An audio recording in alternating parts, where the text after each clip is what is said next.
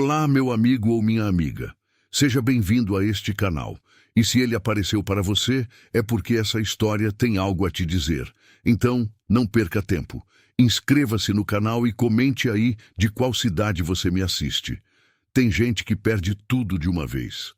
Um dia acorda e a vida sumiu como água que escorre entre os dedos sem deixar nem a umidade. Comigo foi diferente. A minha perda foi devagar, foi lenta. Como aquela ferrugem que vai comendo o portão de ferro até o dia em que a gente empurra e ele cai. Primeiro foi o José, meu marido, meu companheiro de 23 anos. Um homem de poucas palavras, mas de gesto certo. Aquele tipo que não precisa dizer que te ama, porque você sente no jeito que ele passa o café pela manhã. Cheinho, do jeitinho que você gosta. Ele foi de um troço no coração. Foi numa segunda-feira, que é o dia mais ingrato que existe.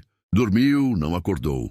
A filha do vizinho veio me chamar porque o galo não tinha parado de cantar desde antes do sol nascer. E quando fui ver, José estava lá, na cama, com aquele sossego de quem descansou para sempre. Depois do José, foi o sítio que a gente tinha arrendado por 15 anos. O dono quis de volta, vendeu para uma empresa de fora, daquelas que planta soja até onde o olho alcança e não deixa nem uma árvore em pé. Eu saí de lá com uma trouxa de roupa, um baú de madeira, a imagem de Nossa Senhora Aparecida e uma mágoa que eu ainda não sei bem onde colocar. Fui morar na casa da minha cunhada em Balsas por um tempo. Casa pequena, gente demais, silêncio de menos. Eu não me queixei, não tenho esse costume. Mas sabe aquela sensação de que você está ocupando o espaço de outra pessoa? Que você respira o ar que não é seu? Pois foi assim que eu me senti durante 2 anos. 2 anos dormindo num colchão dobrado no corredor, ouvindo a vida dos outros acontecer do lado de dentro do quarto, enquanto eu ficava do lado de fora. Juntei o que pude. Fiz bolo para vender, lavei roupa de casa em casa, bordei toalha de mesa, costurei farda escolar no final do ano. Cada centavo que entrava, eu guardava numa lata de óleo de soja que eu escondia debaixo do colchão. Não falava para ninguém. Dinheiro de pobre, quando fica sabendo, some. Foi uma tarde de maio. Ainda me lembro do cheiro de poeira que vinha da rua, porque tinha uns dias que não chovia. Que o seu Raimundo, dono da venda da esquina, me disse que um sítio lá para os lados de São Luís Gonzaga estava sendo vendido por um preço que parecia erro. Terreno abandonado, casa em ruínas, mato por todo lado. Ninguém queria. O cartório estava tentando leiloar há mais de 1 ano, e a oferta mínima era tão baixa que eu fiquei quieta, calculando, sentindo o coração bater mais rápido do que devia. Fui ver o lugar sozinha. Pedi carona para um caminhão de farinha até a entrada e caminhei o resto a pé, uns 2 quilômetros de estrada de chão batido, vermelho como sangue seco, bordado de capim-gordura dos 2 lados. A porteira estava amarrada com arame farpado, enferrujada, e eu tive que me abaixar para passar por baixo. Me arranhou o braço. Não fez mal. O que eu vi daquele lado do arame ficou gravado em mim de um jeito que não consigo descrever direito. A casa estava com parte do telhado caído, as paredes pintadas de verde desbotado, cheias de cupim, o terreiro tomado por uma juquira alta que chegava na cintura. Mas tinha uma mangueira enorme no meio do quintal, centenária talvez, com aquele tronco grosso e retorcido que só o tempo faz. E ela estava carregada de manga. Amarela, madura, caindo no chão com um baque mole, doce, enquanto as abelhas zuniam em volta. Fiquei parada debaixo daquela mangueira por não sei quanto tempo. Comi uma manga ali mesmo com a mão, o caldo escorrendo pelo queixo. E então eu senti. Não sei se foi pensamento ou intuição ou coisa de Deus, mas eu senti que aquele lugar estava esperando por mim. Usei quase tudo que tinha. Assinei o papel com a mão trêmula, mas firme. A notária olhou para mim por cima dos óculos como se eu fosse louca. Talvez fosse. Os primeiros dias foram os mais duros que eu já vivi. E olha que eu já vivi dia duro. Dormi numa rede armada dentro da própria casa, no único cômodo que ainda tinha telhado inteiro. À noite, os grilos faziam um barulho tão alto que parecia que estavam dentro da minha cabeça. A chuva de agosto entrava por uma fresta na parede e molhava o canto onde eu guardava meu baú. Aprendi a tapar com um saco de estopa. Aprendi muita coisa naqueles primeiros dias. De manhã, antes mesmo do sol aparecer, eu já estava de pé. O frio da madrugada lá era um frio úmido, daquele que não aquece com coberta, aquece só com movimento. Então eu me movia. Varria o terreiro, cortava capim com o facão que achei pendurado na parede da cozinha, empilhava entulho, desentupiu a caixa d'água que estava coberta de limo verde. Foi durante uma dessas limpezas que encontrei as galinhas. 8 delas, magras, assustadas, escondidas num canto do galinheiro velho, sob uma tábua de madeira que tinha caído. Ficaram me olhando com aquele jeito que galinha tem de lado, como se estivessem me julgando. Dei para elas um punhado de milho que eu tinha trazido na bolsa. Eu não sabia bem por que tinha trazido, mas trouxe. E elas vieram. Bicho, quando tem fome de verdade, esquece o medo rápido. No dia seguinte, encontrei a baiana. Ela estava no fundo do pasto, encostada numa cerca caída, o couro todo cheio de carrapato, as costelas aparecendo. Uma vaca preta e branca, igual nome de rainha. Quando me aproximei, ela bufou, mas não correu. Toquei no focinho dela devagar, com a palma aberta, sem pressa. Ela cheirou minha mão por um tempo longo e depois ficou quieta. A baiana e eu nos entendemos assim, sem palavra nenhuma, que é como as melhores amizades começam. O caderno encontrei por acaso. Estava limpando a sala, empurrando um guarda-roupa velho para o canto para ter mais espaço, quando ouvi um baque no chão. Alguma coisa caiu lá de dentro. Me abaixei e peguei um caderno de capa dura, preta, um pouco mofado nas bordas, mas inteiro. Na primeira página, numa letra inclinada e miúda, anotações de Alides Pereira Mendes. Esta terra me foi dada por Deus e a ela devolvo com gratidão. Fiquei sentada no meio da sala vazia, com o caderno no colo, lendo aquelas páginas por mais de 2 horas. Seu Alides tinha sido um homem detalhado. Escreveu tudo. Qual parte do terreno retinha mais água, onde o solo era mais fértil, em que mês plantar cada coisa. O lado norte do curral é onde a terra é mais preta e grossa. Ali, o milho cresce sem reclamar. O córrego enche em novembro e seca em julho, mas nunca seca de vez. Sempre tem uma nascente no meio do barranco, do lado da pedra grande em forma de chapéu. Tinha esquemas feitos a lápis, medidas a passos, nomes de plantas nativas que eu nem conhecia. Tinha receitas de garrafada para tratar doença em gado, calendário de lua para plantar e colher, o nome de um veterinário em São Luís Gonzaga que cobra justo e não engana. Li aquele caderno como se fosse herança. Porque era. Seu Alides tinha morrido sem herdeiros diretos. A terra ficou presa em inventário, foi a leilão e foi parar nas minhas mãos por um preço que, eu tinha certeza agora, era uma injustiça com a memória dele. Mas eu prometi, ali naquela sala vazia, para quem quer que pudesse me ouvir, eu ia cuidar daquela terra como ele havia cuidado, ia respeitar o que ele tinha escrito, ia continuar o que ele havia começado. Dobrei o caderno com cuidado e guardei no baú, do lado da Nossa Senhora. Foi nessa semana que Benedita apareceu.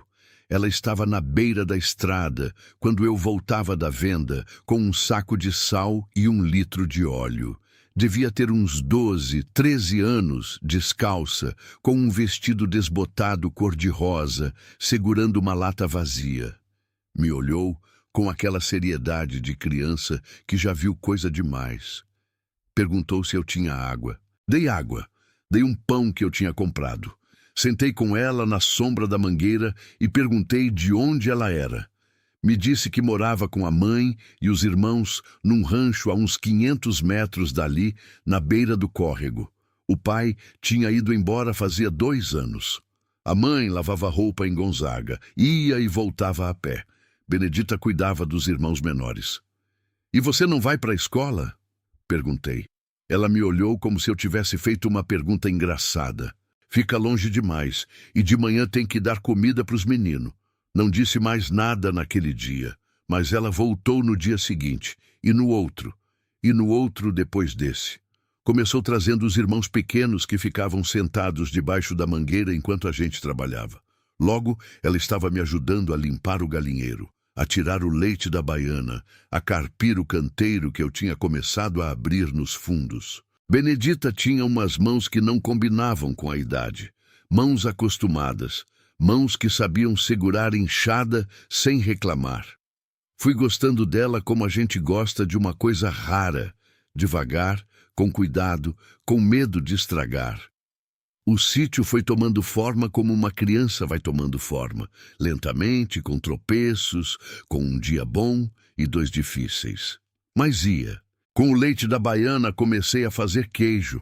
Aprendi com o caderno do seu Alides e com a memória das mãos, porque minha mãe fazia queijo, e a mãe da minha mãe também. E esse tipo de coisa fica no corpo mesmo quando a gente pensa que esqueceu. O queijo era bom.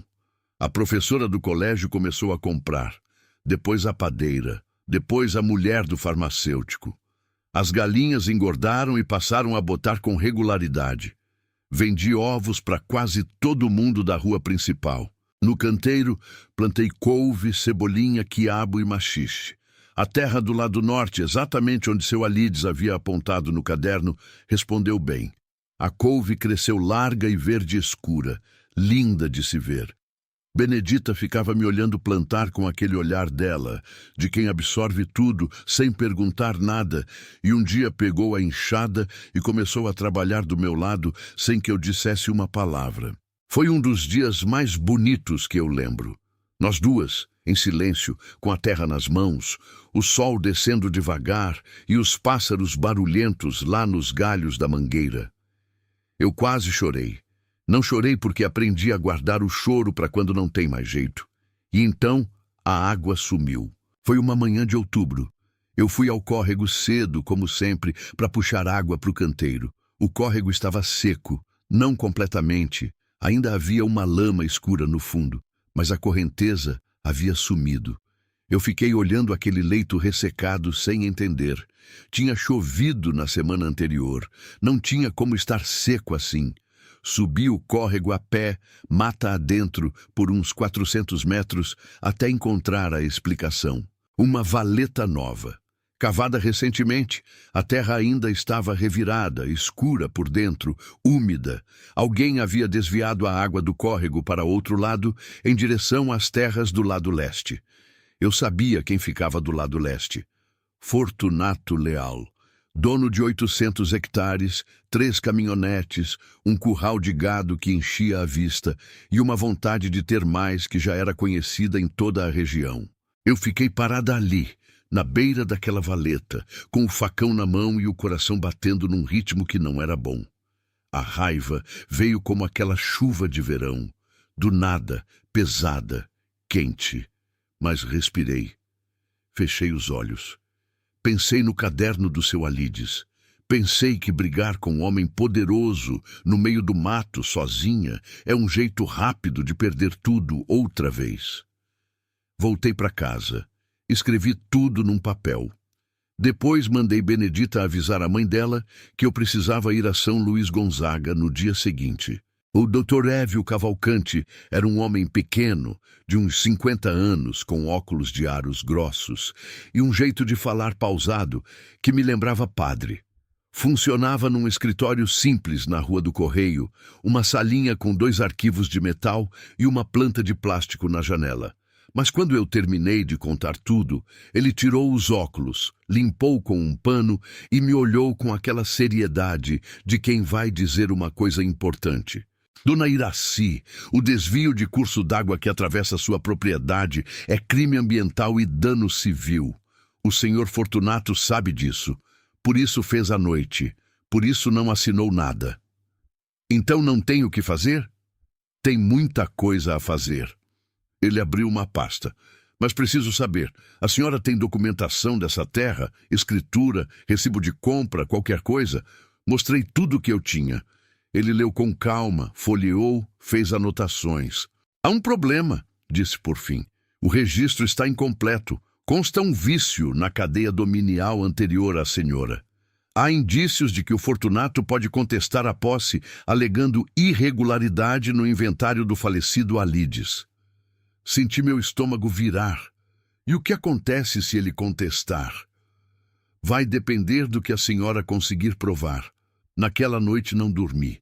Fiquei deitada na rede ouvindo os grilos e pensando no José, em como ele sempre dizia que terra boa é terra de quem trabalha nela. Pensando no caderno do seu Alides, naquelas palavras escritas com uma letra caprichada de quem acreditava que o que estava escrevendo ia durar. Pensando na baiana, que já estava grávida e ia parir em novembro. Pensando em Benedita, que havia começado a frequentar a escola porque eu havia arranjado com a professora um jeito de ela ir à tarde, depois de ajudar os irmãos de manhã. Não podia perder isso. Não agora. De madrugada, levantei e fui para a sala. Não sei bem por que fui lá. Às vezes, o corpo sabe antes da cabeça. Sentei na cadeira velha que eu havia encontrado encostada no paiol e fiquei olhando o quarto que tinha sido do seu Alides. Aquele colchão velho que eu ainda não havia jogado fora porque não tinha com o que substituir. Levantei. Fui até o colchão. Ele era grosso, de palha de buriti, costurado com linha encerada. Passei a mão e senti um caroço. Não era palha, era papel. Com os dedos trêmulos, abri a costura com o canivete. Dentro, dobrados com cuidado, envoltos em plástico transparente amassado, havia documentos. Uma carta manuscrita, um recibo antigo com selo de tabelião e uma foto em preto e branco de um homem mais velho, em frente à porteira do sítio, sorrindo. Fui acordar Benedita. Ela havia dormido no sítio naquela noite porque a mãe tinha ido a Balsas. Benedita, levanta, preciso de você. Ela abriu os olhos sem susto, como quem estava esperando. O que foi, dona Iraci? Preciso que você leia isso para mim. Minha letra de mão é ruim e meu olho à noite não ajuda. Ela sentou, piscou e começou a ler em voz alta com aquela voz pausada de quem ainda está aprendendo, mas não tem vergonha. A carta era do próprio seu Alides, endereçada a um sobrinho em São Paulo que nunca havia respondido. Nela, o velho descrevia toda a história da terra. Como havia comprado o terreno em 1971, como havia regularizado junto ao cartório em 1978, como havia pagado todo o imposto até o ano de sua morte. Descrevia também os marcos geográficos, a pedra em forma de chapéu, o pé de aroeira na divisa norte, o caminho d'água que corria pelo meio da propriedade. Assinado com reconhecimento de firma. O recibo do tabelião confirmava a compra original. O número de registro batia com o que constava nos documentos que eu tinha comprado do cartório. Minha cadeia dominial estava completa. Eu não entendi tudo de imediato, mas entendi o suficiente para saber que aquele plástico amassado dentro de um colchão de palha valia mais do que eu pensava. O segundo momento que não me esqueço foi quando Fortunato veio pessoalmente. Era fim de tarde, aquela hora em que a luz fica dourada e horizontal e faz até coisa feia parecer bonita.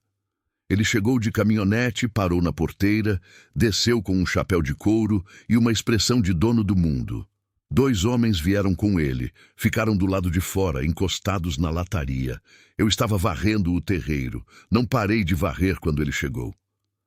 Boa tarde, dona Iraci. A voz era grossa, mas controlada. A senhora sabe por que vim. Sei, continuei varrendo, mas não tenho nada para conversar com o senhor aqui não. Qualquer coisa que o senhor queira dizer para mim, pode dizer pelo doutor. Ele deu um passo para dentro da porteira. Olha, a senhora é uma mulher sozinha. Não tem família aqui, não tem homem, não tem recurso para banca advogado por meses e meses.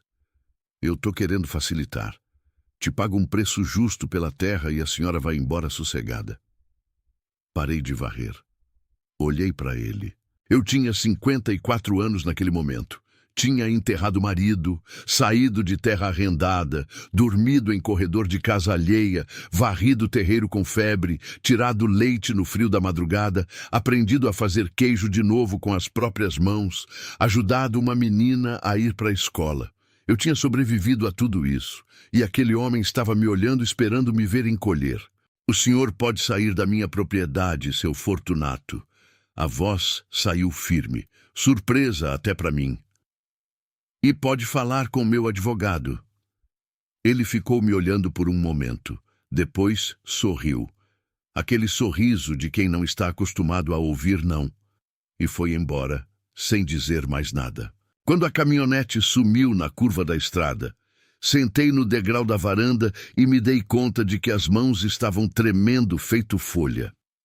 Benedita veio sentar do meu lado sem dizer nada. Pegou a minha mão com as duinhas mãos dela e ficou assim, quieta, até o tremor passar.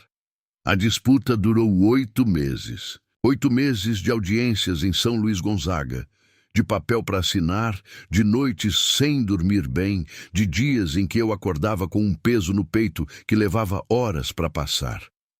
O doutor Évio foi paciente como eu nunca vi advogado ser. Explicava tudo 2 vezes, sem me fazer sentir ignorante. E quando eu não tinha como pagar a consulta, ele anotava e dizia: "A senhora me acerta quando puder." Os documentos do colchão foram decisivos. O perito do juízo confirmou a autenticidade. A cadeia dominial estava intacta. O desvio do córrego foi confirmado por laudo técnico e Fortunato foi condenado a restaurar o curso d'água e a pagar indenização pelos danos. Uma quantia que para ele era pouca coisa. Para mim, era o telhado novo que a casa precisava. No dia em que o juiz deu a sentença, eu estava sentada numa cadeira de plástico no corredor do fórum, com a bolsa no colo e o terço enrolado na mão. O doutor Évio saiu pela porta com um sorriso diferente do que ele tinha entrado. Não precisou dizer nada. Eu já sabia. Chorei ali mesmo no corredor do fórum, com a bolsa no colo. Chorei feio, sem vergonha, com aquele choro de quem segurou demais e não aguenta mais. Uma funcionária me trouxe um copo d'água. Eu agradeci e continuei chorando. Aquela noite, de volta ao sítio, fiz um frango com quiabo da própria horta e chamei Benedita e a mãe dela, Dona Zulmira, e os irmãos pequenos.